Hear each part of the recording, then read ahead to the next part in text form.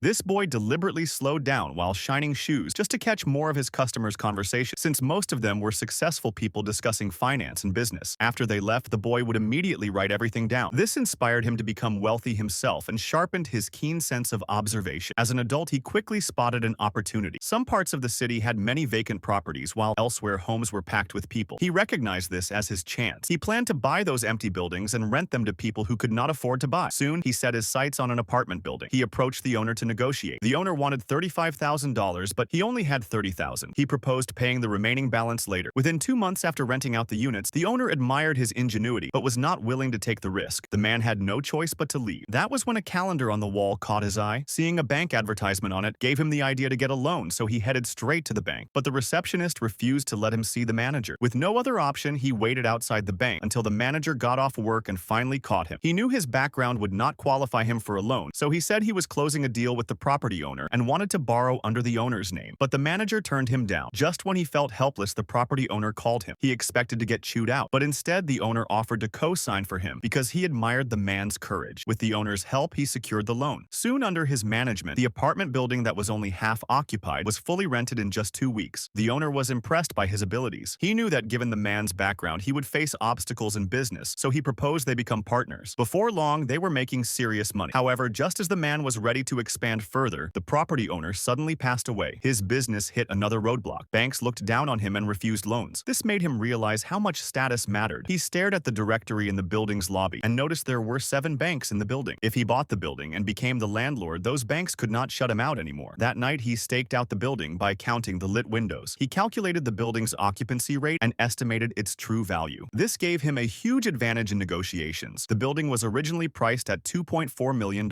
He acquired it for just $1.6 million.